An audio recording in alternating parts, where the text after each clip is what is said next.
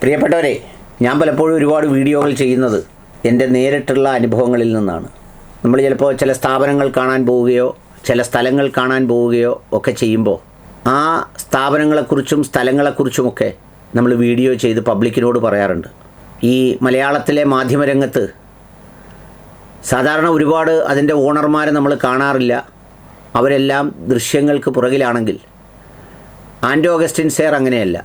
Sir എപ്പോഴും editorial ഡെസ്കിൽ ഇരുന്ന് കാര്യങ്ങൾ പറയുന്ന, കാശിനൊന്നും ഒരു വിലയും കൽപ്പിക്കാത്ത, 300 കോടി 400 കോടി 500 കോടി എന്നൊക്കെ പറയുന്നത് വെറും പേപ്പർ വിലയായി മാത്രം കാണുന്ന, ഞാൻ മെസ്സിക്ക് 1200 കോടി കൊടുത്ത് കിട്ടിയില്ലെങ്കിൽ ഞാൻ 900 കോടി വെക്കും, ഇല്ലെങ്കിൽ അതങ്ങ് പോട്ടെ, പിന്നെ എറണാകുളത്തെ സ്റ്റേഡിയം അത് കേടായി പോയെങ്കിൽ ഞാൻ 150 കോടി മുടക്കി പണിഞ്ഞ് ഞാനതെല്ലാം ചെയ്യുന്നതെന്നൊക്കെയുള്ള നിങ്ങളുടെ ആ വാർത്താ സമ്മേളനങ്ങളൊക്കെ നിങ്ങളുടെ മനസ്സിൽ കാണും.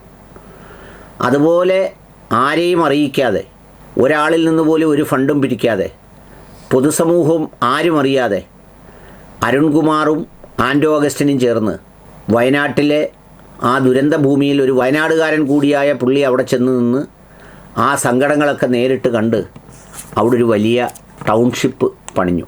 ആ ടൗൺഷിപ്പിൽ മൊത്തം 150 ഏക്കർ ഭൂമിയിലാണ് ആ ടൗൺഷിപ്പ് പണിഞ്ഞിരിക്കുന്നത്. പണിയെന്ന് പറഞ്ഞാൽ ഒരു 1.5 പണിയാണ്, മേൽത്തരം പണി. കീഴ്ത്തരം പണിയൊന്നുമല്ല, മേൽത്തരം പണി. ആ 150 ഏക്കർ ഭൂമി, അതിൽ 15 സെൻറ്റ് വീതം 3 ബെഡ്റൂമുള്ള വീടാണ് വെച്ചിരിക്കുന്നത്. 15 സെൻറ്റ് എന്ന് പറഞ്ഞാൽ ഞാനൊന്ന് നടന്ന് കണ്ടപ്പോൾ ഒരു കാഴ്ചയിൽ ഒരു 25 സെൻറ്റ് തോന്നിക്കും. പക്ഷേ അവിടെ അന്വേഷിച്ചപ്പോൾ 15 ഉള്ളെന്ന് പറഞ്ഞു.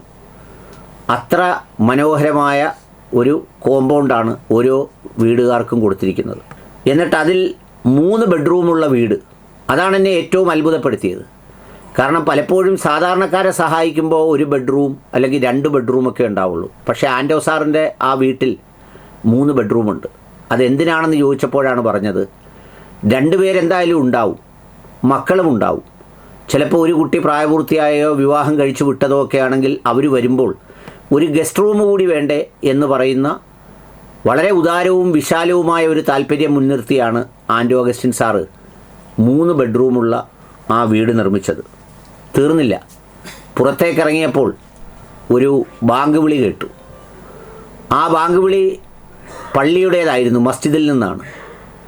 അപ്പോഴാണ് ദീപാരാധന തൊഴുകുന്ന നേരത്ത് അമ്പലത്തിലടിക്കുന്ന മണി കേൾക്കാനിടയായത്. അപ്പം ഞാൻ ചോദിച്ചു, മസ്ജിദിനോടൊപ്പം അമ്പലവും ഉണ്ടോ എന്ന് ചോദിച്ചാൽ പറഞ്ഞു, മസ്ജിദിനോടൊപ്പം അമ്പലം മാത്രമല്ല, ചർച്ചുണ്ട്, സിനഗോഗുണ്ട്, ബുദ്ധ വിഹാര കേന്ദ്രമുണ്ട്, അങ്ങനെ അടക്കം എല്ലാ ആരാധനാലയങ്ങളും ഉൾപ്പെടെയാണ് അദ്ദേഹം പണി കഴിപ്പിച്ചിരിക്കുന്നത്.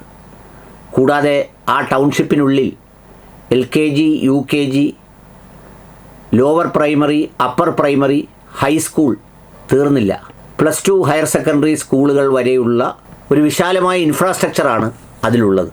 യഥാർത്ഥത്തിൽ ഒരാൾ പോലും ഈ വയനാട് ദുരന്തവുമായി ബന്ധപ്പെട്ട് ഇങ്ങനെ ചെവിക്ക് ചെവി അറിയാതെ, ചെവി അറിയാതെ, സർക്കാരൊക്കെ നാട്ടുകാരുടെ കാശ് പിരിച്ചാണ് ചെയ്തത്. കോൺഗ്രസ്സുകാരാവട്ടെ ആപ്പിലൂടെ പിരിച്ചിട്ടും അതിൻ്റെ കണക്കൊന്നും ആയില്ല. അതിൻ്റെ സ്ഥലത്തിൻ്റെ പണിയെങ്ങാണ്ട് തുടങ്ങാൻ അപ്രൂവലൊക്കെ എടുത്തതേ ഉള്ളൂ. പക്ഷേ ആൻഡോ സാർ അത് തീർത്തു, വളരെ ഫലപ്രദമായി തീർത്തു. പലതവണ അരുൺകുമാർ സീറിനായിരുന്നു അതിൻ്റെ ചുമതല, നിർമ്മാണ ചുമതല. അദ്ദേഹം നടന്നും കാറിലും കുതിരപ്പുറത്തും ഒക്കെ പോയി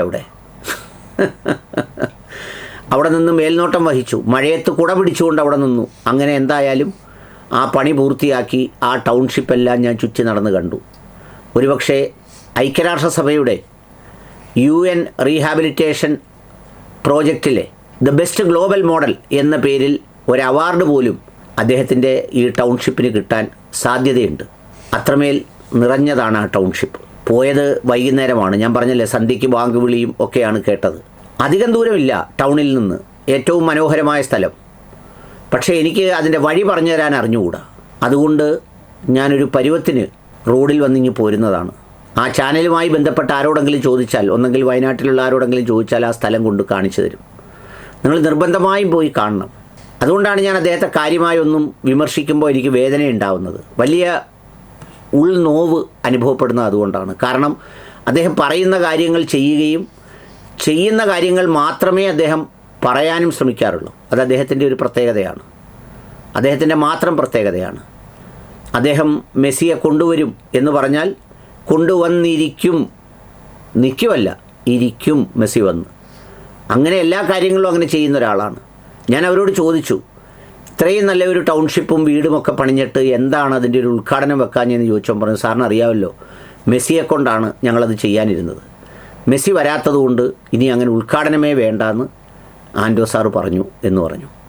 ഏതായാലും അത്രയും നല്ലൊരു മനുഷ്യനാണ്. അതുകൊണ്ട് അത്രയും പറയുന്ന വാക്കിന് ഒരു വിലയും നെറിയും, അല്ലെങ്കിൽ ആ പറയുന്ന വാക്ക് പാലിക്കാനുള്ള ഒരു വ്യഗ്രതയും, അത് പാലിക്കപ്പെടുന്നുണ്ടെന്ന് ഉറപ്പ് വരുത്തേണ്ടതിൻ്റെ ഒരു ആവശ്യകതയും ഒക്കെയുള്ള വളരെ പ്രൊഫഷണലായിട്ടുള്ളൊരു മനുഷ്യനാണ് അദ്ദേഹം. ആ മനുഷ്യൻ്റെ ഈ വയനാട് ടൗൺഷിപ്പ് നിങ്ങൾ കാണാതെ പോകരുത് എന്നൊരു അഭ്യർത്ഥന മാത്രമേ ഉള്ളൂ. സോഷ്യൽ വർക്ക് സ്റ്റുഡൻസ്, അതുപോലെ ടൗൺ പ്ലാനിങ്ങിന് പഠിക്കുന്നവർ, റീഹാബിലിറ്റേഷനിൽ വർക്ക് ചെയ്തിട്ടുള്ളവരൊക്കെയും ഈ ടൗൺഷിപ്പ് കാണാനായി അവരുമായി ബന്ധപ്പെട്ട് അന്വേഷിച്ച് പോയി കാണണമെന്ന് വിനീതമായി അഭ്യർത്ഥിക്കുന്നു.